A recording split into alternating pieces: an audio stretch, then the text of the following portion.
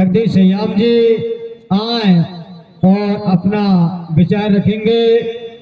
परम सम्मान्य जगदीश श्याम जी जो कि हमारे बड़े भैया सम्मान है, जो कि हमारे सक्रिय कार्यकर्ता के रूप में काम करते हैं। तो मैं चाहता हूं कि हमारे श्याम जी आए और अपना विचार रखेंगे। जोरदार तालियों से स्वागत करेंगे हमारे श्याम जी के लिए।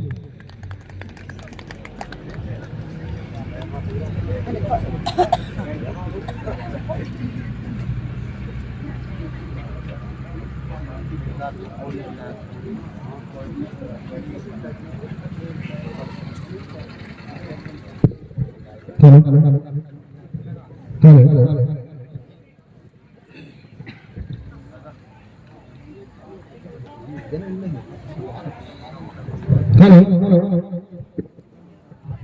सबसे पहले ग्राम चौरई की पावन धरती को सत नमन, यहाँ की खेरू माता को नमन, यहाँ के समस्त शक्तियों को सादर प्रणाम और प्रणाम जिनके जयंती के शुभ अवसर पर आप हम यहाँ पर पहुँचे हैं। ऐसे महामानव, दुनिया के सर्वश्रेष्ठ विद्वान और जितना भी हम अपने शब्दों में कहने के लिए तो हमारे पास शब्द भी नहीं है, ऐसे महामानव बाबा साहब के चरणों में कोटि कोटि प्रणाम स्वीकार हो। और आज के सभा के सभापति, कार्यक्रम अध्यक्ष त्रिमाल कालीराम परिस्थिति जी, आपके चरणों को भी सादर प्रणाम। और आज के मुख्य अतिथि के रूप में विराजमान भाई, बड़े भाई कुंजाम जी के चरणों को और डिंडौरी से पुरस चलकर आए हुए समाज को निरंतर बाबा साहब भारतीय संविधान के आर्टिकल अनुच्छेद रोड़ी प्रथा के जानकार मासा त्रिमाल संतोष मरकाम जी के चरणों को भी सादर प्रणाम। अध्यक्ष संघ के अध्यक्ष अध्यक्ष महोदय त्रिमाल बिहारी सिंह परस्ते को भी प्रणाम और दादा पदम सिंह सयाम को भी प्रणाम। और युवा साथी, हर समाज हर वर्ग में बैठने उठने वाले, निरंतर चार भार के बीच में रहने वाले मामा जी त्रिमाल पाले सिंह जी को भी सादर प्रणाम और समूचे मंच को सादर प्रणाम और मातृ शक्तियों को प्रणाम, पुत्र शक्तियों को प्रणाम, युवा साथियों को प्रणाम, नौजवान साथियों को प्रणाम। सभी को कोटि कोटि प्रणाम स्वीकार हो। साथियों, पूर्व वक्ताओं के माध्यम से आपने बाबा साहब के बारे में बहुत ही सुनी, गुनी धुनी, और आपने मेरे पास तो बताने के लिए कुछ भी नहीं है, फिर भी मंच संचालक के कहने के आधार पर उनकी मान की सम्मान में मुझे खड़ा होना पड़ा है। अतः जितना भी उनके प्रति गुणगान करें कम है। ऐसे बाबा साहब पूरी दुनिया में सर्वश्रेष्ठ और अपनी अथक प्रयास से, अपनी अथक मेहनत से हमें जो आज माइक पकड़ के घूम रहे, हमें हक मिला, अधिकार मिला, स्वतंत्रता मिली,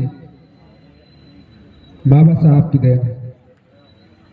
जिसके पास 32 डिग्रियां 64 सब्जेक्ट के अध्ययन करता और ऐसे विद्वान जो कि भारत ही नहीं बल्कि पूरे दुनिया भर के देशों से सर्वश्रेष्ठ माने जाते हैं। आज उनकी स्टैच्यू बनाकर, उनकी मूर्ति बनाकर आज हम प्रतिवर्ष कार्यक्रम रखकर जो कार्यक्रम कर रहे हैं वो इसलिए कर रहे हैं कि बाबा साहब की जन्म जयंती की आड़ में हमारे गांव में चौराई की पावन धरती पर हर साल इसी बहाने जबलपुर से, डिंडौरी से, कटनी से, उमरिया से और अदर राज्यों से भी विद्वान आएंगे और अच्छी अच्छी जानकारियां हमें बताएंगे और इसी बहाने हमारी समाज की जागरूकता आएगी और शिक्षा में बढ़ोतरी होगी और सुनेंगे, गुनेंगे, धुनेंगे और उनमें सच्चाई निकल जाएगा तो हम मानने का भी प्रयास करेंगे। आज अपनी अपनी बहुमूल्य समय निकालकर घर के काम धाम छोड़कर अपनी अपनी नौकरी चाकरी के थोड़े समय से रिक्स लेकर हमारे समाज के प्रति, समाज को उठाने हेतु, समाज की गरिमा बचे रहे, समाज की स्वाभिमान बची रहे, समाज सर्व विकसित हो, इसलिए सारे विद्वान, समाज के सारे शुभचिंतक, समाज के कर्ता धर्ता आज अपनी अपनी बहुमूल्य समय निकालकर आज चौराई की पावन धरती पर आए हैं।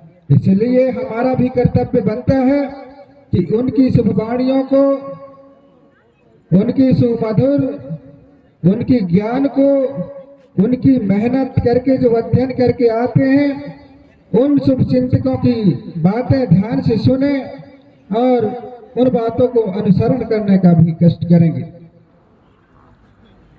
और हमारे साथ कौन दुश्मन है, कौन दोस्त है, कुछ बातों को मंच पर बताया नहीं जाता, इशारा ही काफी होता है।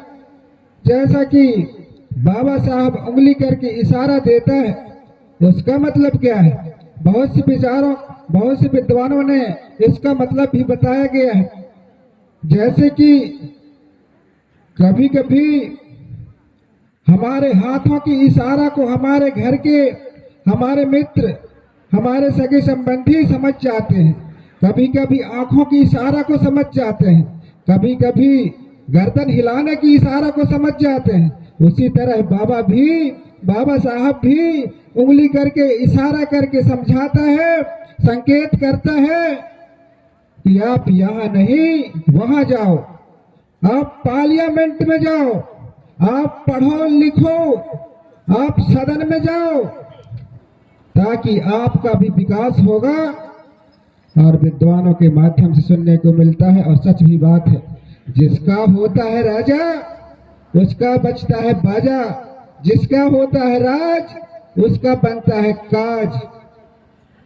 साथियों, माफी चाहूंगा, राजनीतिक मंच नहीं है, फिर भी कहीं न कहीं से जब घूम फिर के बात आ ही जाती है और इसलिए आ जाती है यह बात कि जिसके परिवार में मुखिया होता है उनके बाल बच्चों को कोई टच नहीं करता, कारण कि डरते हैं लोग कि इनके घर के मुखिया हैं, कहीं हमें डांट न दें, इसलिए मुखिया भी बनाना जरूरी है। और हम तो ऐसे हैं आज की स्थिति में कि माई मुरहा जैसे जिसके पिताजी ना हो, माता जी ना हो, उस बालक का क्या दशा होता है, कहीं इज्जत नहीं होती है। उस तरह से आज हम वो पोजीशन पर पहुंचे हैं, इसलिए सभी विषय जरूरी है। और आखिर मंच हमारा है, हम समाज के हित में बात कर रहे हैं, कोई अलग से राजनीति नहीं, और जो समाज में हित है उसको बताना भी जरूरी है। और आखिर ये सब्जेक्ट हम नहीं रखेंगे तो आखिर ये बात कौन बताएगा। जैसा कि जो संविधान की विरोध है उसको देशद्रोही का कानून लगता है, पर नहीं साथियों, 9 अगस्त 2018 को भारत की राजधानी दिल्ली में संविधान की पर्चियां जलाई गई।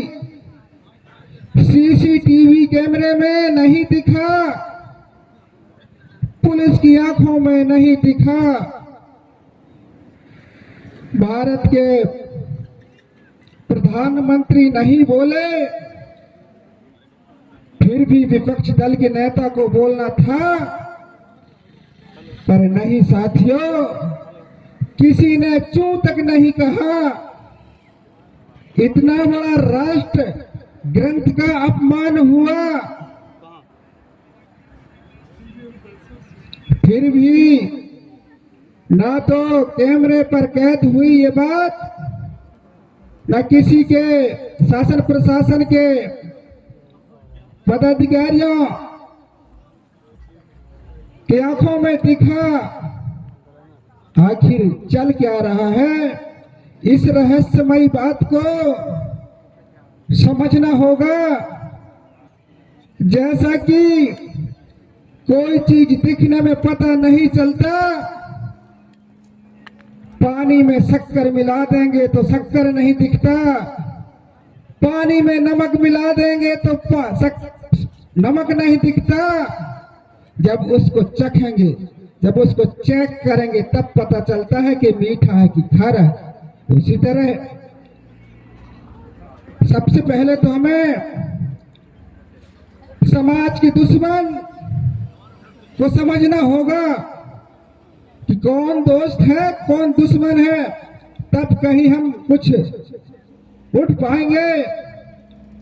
इसी तरह से बाकी कानूनें कहीं न कहीं जमीनी स्तर पर नहीं पहुंच पाता और कागजी घोड़े पर बनकर ऊपर ही ऊपर उड़ जाता है। आखिर कब तक ये चलेगा?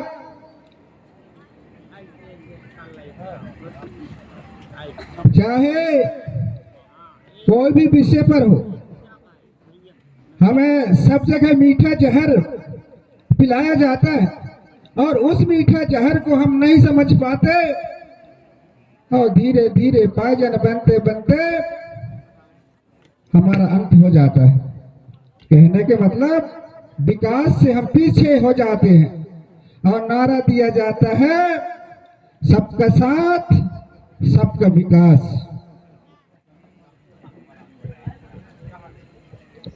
इसी तरह हमारे राजा महाराजाओं के साथ भी हुआ, इतिहास गवाह है और आज भी हमारे साथ भी हो रहा। जो शासन सत्ता पर बैठा होता है उसका कुछ नहीं होता है। उदाहरण के लिए 1956 में बस्तर और मध्य प्रदेश एक था, एक प्रजा प्यारे विधायक हुआ, 27 वर्ष की उम्र थी, प्रवीण चंद भंजदेव। उसको तत्कालीन मुख्यमंत्री गोलियों से भिजवा डाला। उसके साथ हजारों आदिवासी की जानें चली गई। आज तक कुछ नहीं हुआ साथियों। हमारी दशा तो मुर्गे जैसी है।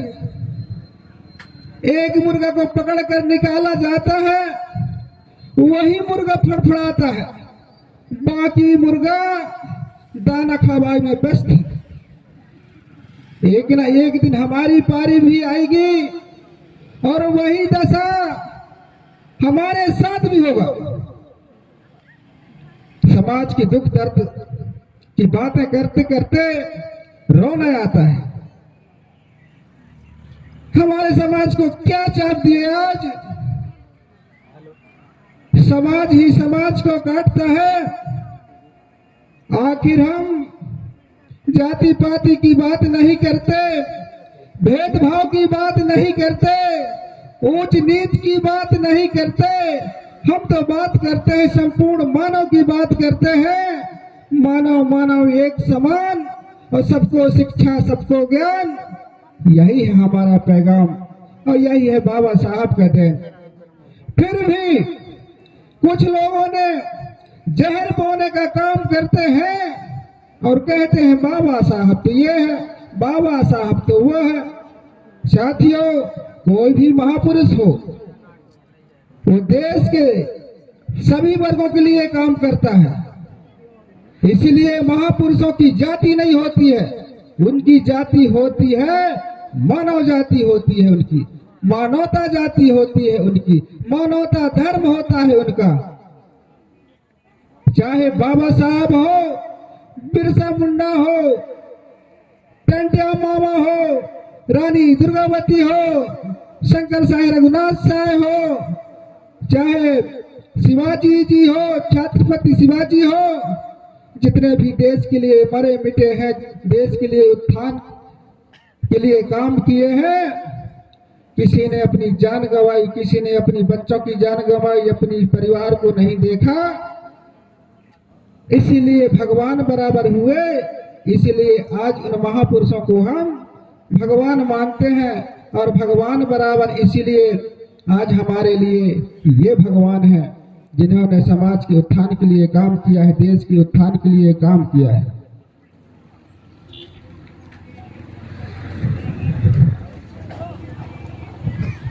साथियों, आज बाबा साहब का जन्म जयंती है।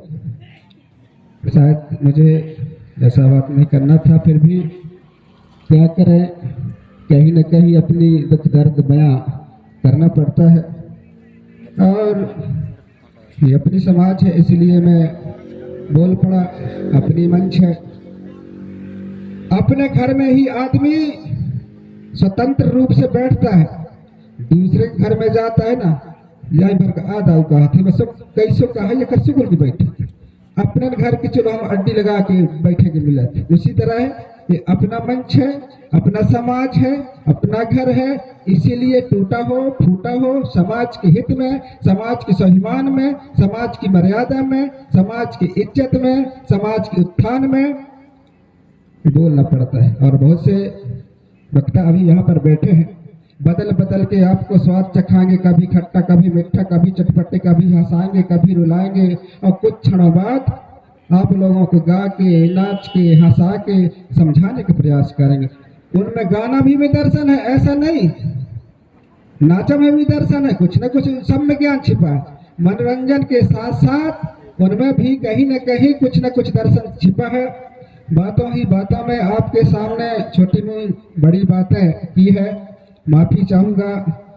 इन्हीं शब्दों के साथ में आपको आपके चरणों को कोटि कोटि प्रणाम। आपके चरणों के दर्शन पाकर मैं अहो भाग्य समझता हूँ अपने आप को।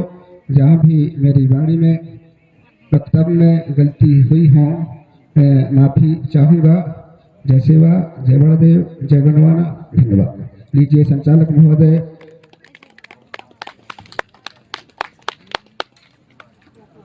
सरस्वती जी, धन्यवाद।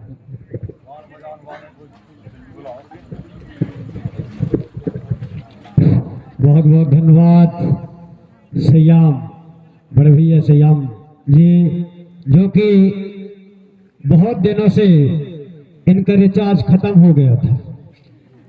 बहुत दिनों से इनका रिचार्ज खत्म हो गया था, तो मैं चाहा कि बड़े भैया